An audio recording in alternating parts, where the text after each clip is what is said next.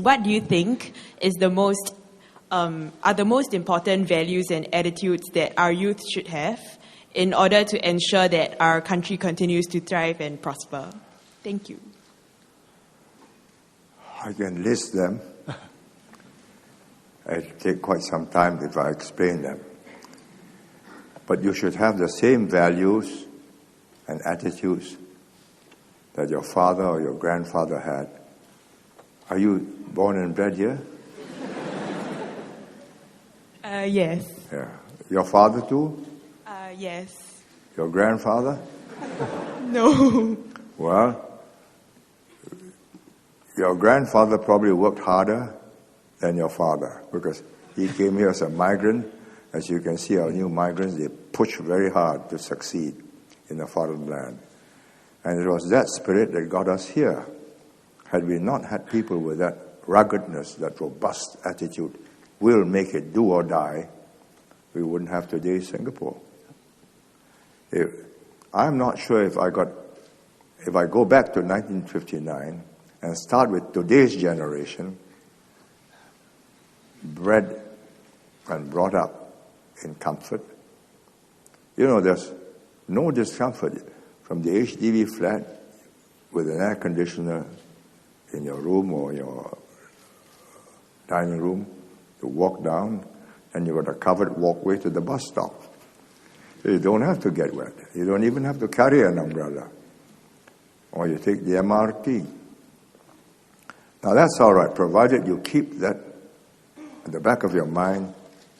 This place is what it is because of our effort.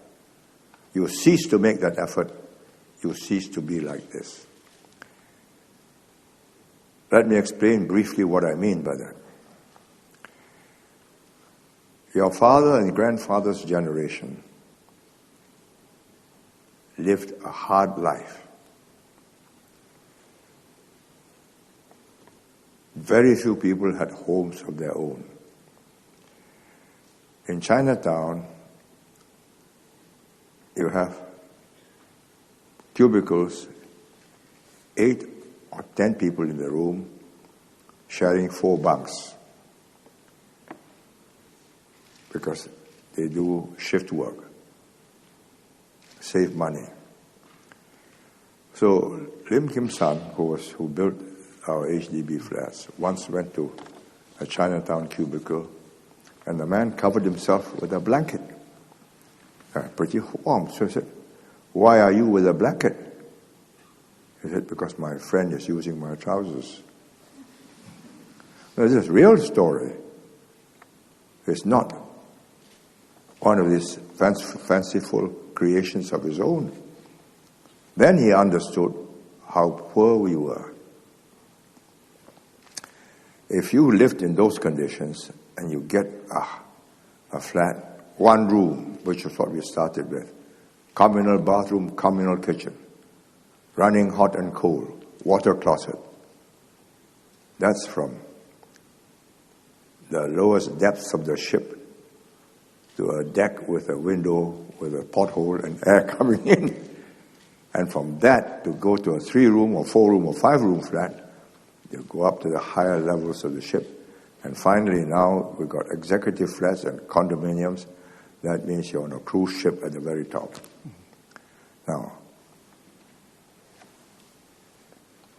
I have watched my grandchildren grow up, and they are growing up much more comfortably than my children. My wife and I made sure that they became self-reliant and not somebody who will pick up the balls for them. As Prime Minister, I was given a house at Sri Temasek, so I took them there one day to play. And Sri Temasek is on high ground. They're playing with the ball rolled down. And the butler ran about 50 or 60 yards to pick up the ball and bring it back. My wife and I watched them and said, no.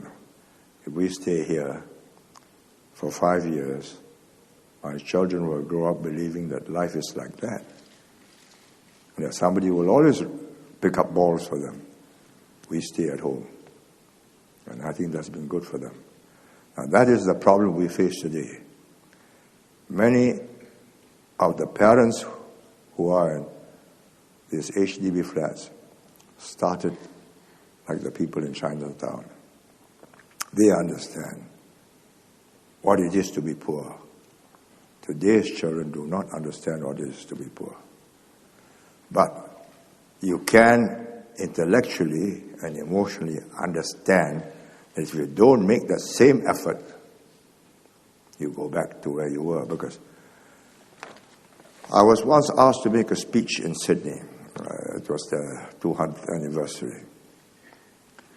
I come from New Zealand. And at Sydney, they told me no speeches. So I made no preparation. And suddenly the chief minister stood up, made a speech. I had to reply. So I replied with what was foremost in my mind. I said, as I flew over New Zealand and watched the green fields and the sheep and the cows and the small little houses dotted around, 3 million people then, I thought to myself, if I come back in 100 years, I'll see the same scene, probably more sheep, more cows, and not much more people. And I thought to myself, what will happen to Singapore in 100 years? I don't know. Can we get the same generation, successive generations, to understand that we have built this edifice? This is a 100-story building built on an extremely narrow foundation but piled deep and structured in such a way that the winds won't blow it down. To do that, you need a people with a drive and a leadership that anticipates the future. You vote in a dud lot, even though you work hard, you'll work hard to no purpose. You know how carefully we are choosing our ministers? We throw the net wide. Not just scholars. Every successful man, before he's successful, he must have some inner drive in him, something that makes him make the right judgments in life. So we throw it across society. Finally, we put them through psychometric tests, values, attitude, life story, how you were brought up and so on. And your values. Some people are naturally religious. Some people are naturally socially conscious. Some are economically driven, and so on. So we have a very good profile which reduces the risk. Then we take them in as MPs, test them out, and as junior ministers, see their mettle, see whether they can swim in the deep end of the pool. Then finally, after 2 terms, you become a minister, by which time we have seen the mettle in the man. And no other country does that. But we have ministers out of 3 million people who can talk to Chinese ministers, American secretaries of state and secretaries of treasury and so on, or any European nation, at the same level. Intellectually, we are not inferior to them. But they are just the top cream of Singapore.